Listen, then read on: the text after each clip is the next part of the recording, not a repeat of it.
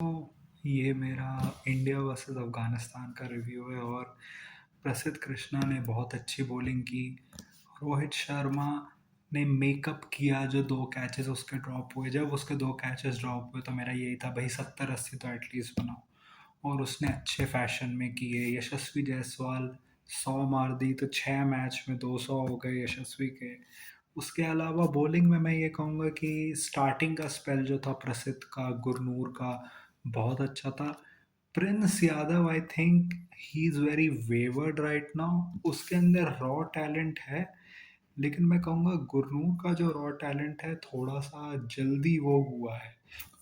क्या कहते हैं कि थोड़ा सा लग रहा है कि उसको मोल्ड करने में टाइम नहीं लगेगा। मुझे लगता है प्रिंस में थोड़ा टाइम लगेगा उसके टैलेंट को मोल्ड करने में। आई थिंक उसको भी आप इंडिया ए खिलाओ, उसको भी सेटअप में डालो, अब उसके साथ काम करो। एंड आई थिंक जैसे जैसे वो और डोमेस्टिक क्रिकेट खेलेगा, उसने एक सीज़न विजय हज़ारे का खेला, आई थिंक अभी और दिल्ली से रणजी भी खेले, बाकी सारे भी खेले, तो मुझे लगता है वो इम्प्रूव करेगा और फ्यूचर प्रॉस्पेक्ट बन सकता है क्योंकि वो इंजरी प्रोन भी नहीं है। उसके पास कुछ कुछ जैसे ही ऑर्कर हो गई, शॉर्ट बॉल हो गई, पेस अच्छा है, fielder for a fast bowler is very good. आज भी अच्छा कैच लिया, पहले मैच में भी अच्छा कैच लिया था। तो उसके पास एट्रीब्यूट्स हैं जिसका काम आ सकता है और स्पेशली मिडल और डेथ में आपको ऑप्शन चाहिए करने के लिए, वो बंदा न्यू बॉल से भी बॉलिंग डाल सकता है। एक चीज़ अच्छी कि जो हम न्यू टैलेंट ला रहे हैं, हम ला तो मिडल और डेप्थ के ले रहे हैं, लेकिन अगर उनको ऑप्शन दिया जाए तो वो ओपनिंग भी कर सकते हैं बॉल से। ऐसे वो सेम चीज़ शामी के साथ नहीं होती थी। शामी को आप न्यू बॉल दे दोगे तो वो उससे स्विंग कंट्रोल नहीं होती वो वाली, तो शायद इनके साथ उतनी प्रॉब्लम वो नहीं है। गुरकुर का ये था कि पहले 4 ओवर के बाद ही वेंट वेरी वेवर्ड, एक विकेट भी आया उसका। आई नाउ वांट टू सी कि क्या उसको वो इंग्लैंड ले जाएंगे या नहीं, क्योंकि मुझे लगता है Siraj most likely England series के लिए वापस आ जाएगा, क्योंकि सिराज ने न्यूजीलैंड सीरीज़ में कमबैक किया था अपना। वहाँ पे ही did not take many wickets, लेकिन हमारे सारे बॉलर्स में सबसे इकोनॉमिकल वही था। तो वी हैव टू सी कि क्या करना है सिराज का, क्योंकि क्या सिराज खेलेगा भी जब 27 में जाएंगे कि वो वर्ल्ड कप के प्लेइंग 11 में, क्योंकि अगर आपके पास एक हर्षित राणा भी होगा जो नंबर 8 पे खेलेगा। आप प्रेफरेबली लिया तो आपने उसको मिडल ओवर्स के लिए है, लेकिन आप उससे न्यू बॉल से वो बहुत इम्प्रूव हुआ है, तो मे बी न्यू बॉल कर रहा हो तो फिर सिराज का यूज़ क्या होगा। फिर उसके बाद क्या सिराज वर्ल्ड कप स्क्वाड में भी होगा या आप अर्शदीप क्योंकि लेफ्ट आर्मर है, और फिर मे बी गुरनूर और प्रसिद्ध में से एक को ले जाओ। प्रसिद्ध ने जो लेंस हिट करी, थोड़ा फुलर गया, वो इंटाइस करा बैटर को जो हाइट से, I think he was very good. फिर बाद में जब वो अपने एंड ओवर्स में उसने विकेट लिया तो फाइफर हो गया। प्रसिद्ध का मैं बस यही कहता हूँ, उसके पास स्किल सेट्स आ रहे हैं, उसके पास वो फास्ट बॉलिंग माइंडसेट आना होगा और थोड़ा सा कंसिस्टेंसी आनी होगी उसके पास। अगर उसके पास ये दोनों चीज़ें आ जाए तो वो हमारा क्रॉस फॉर्मेट्स बॉलर बन सकता है। दूसरा ये बात है, प्रसिद्ध को ये ध्यान रखना होगा, he is not a youngster any more. 30 साल का है वो। फास्ट बॉलर का करियर 33-34 तक ऑलमोस्ट ख़त्म ही हो जाता है इसेंशली। खींच जाए तो खींच जाए, तो मेरे हिसाब से प्रसिद्ध ने अच्छा किया। आई होप वो आगे भी अच्छा करे। टेस्ट मैच में जब उसने अफगानिस्तान के अगेंस्ट बॉलिंग की तो क्लियरली दिख रहा था कि उसने अपने लेंस पे काम किया। He was not being to shot, वो वही 6 से 8 वाली मीटर पे था और आज भी एंड में आते आते वो अच्छा कर रहा था। आई होप अब थोड़ा कंसिस्टेंसी लाए वो अपने गेम्स में, क्योंकि इंग्लैंड में मुझे लगता है मे बी उसको मौका मिले, मे बी वहाँ पे हम गुरनूर को ना देखें। फिर उसके बाद वॉशिंगटन ने बॉलिंग अच्छी की, लेकिन विकेट नहीं ली। हर्ष दूबे, अनफॉर्चुनेट टू से, मेरे को उसके अंदर कुछ भी बहुत ज़्यादा नहीं दिख रहा है। उसका भी थोड़ा जडेजा टाइप ही है कि एक्यूरेट है, लेकिन उसको परचेज नहीं मिलता सरफेस से, क्योंकि वो बहुत मतलब कि खींच खींच के मारता है। और ऐसा लगा कि उसको बैट्समैन अच्छे से खेल पा रहे थे बहुत। और आई थिंक हर्ष का यही है कि आई थिंक आपको अभी अक्षर के पास जाना चाहिए, मच मोर एक्यूरेट। बैटिंग से भी वो प्रूवन टैलेंट है और मेरे हिसाब से वो is a much better option. Harsh का वैसे भी आप देखो देखो विदर्भा से जब वो टाइटल जीता विजय हज़ारे, तो उसकी परफॉर्मेंस अच्छी थी, कैप्टन भी था, लेकिन ओवरऑल अगर स्टैट्स देखो तो 30 से ऊपर की एवरेज है।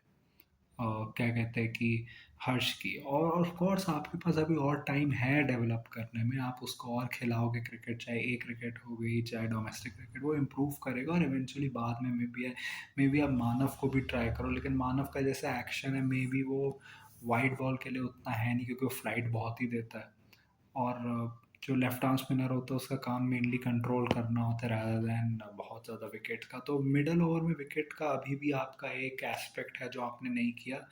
मेरे हिसाब से प्रसिद्ध को खिलाना वॉज द राइट चॉइस, लेकिन आपको अ, कुलदीप के जगह नहीं खिलाना चाहिए था, हर्ष को आपको वॉशी के जगह खिलाना चाहिए था, क्योंकि फिर सबके दो दो मैचेस हो जाते, जैसे यशस्वी के दो मैचेस थे।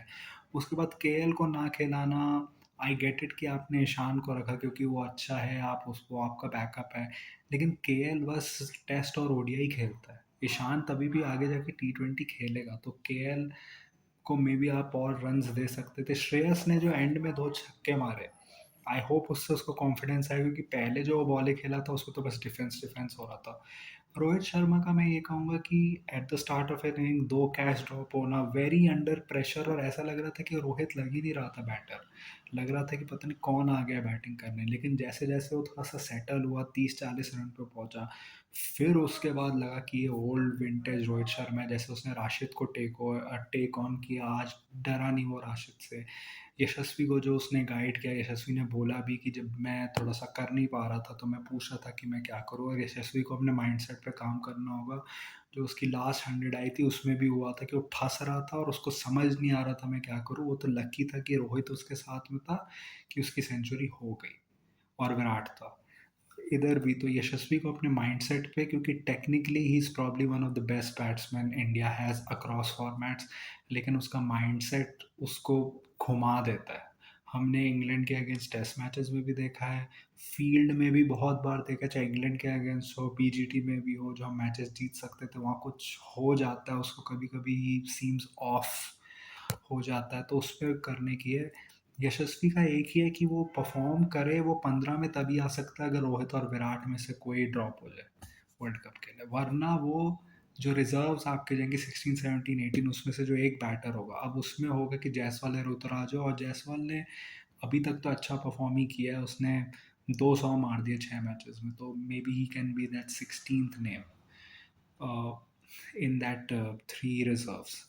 उसके अलावा मैं ये कहूँगा कि इस सीरीज़ से गुरनूर मिला, मुझे लगा अच्छा है, प्रिंस अभी तो मैं नहीं कहूँगा मिला है, प्रसिद्ध की वन ऑफ परफॉर्मेंस आ गई।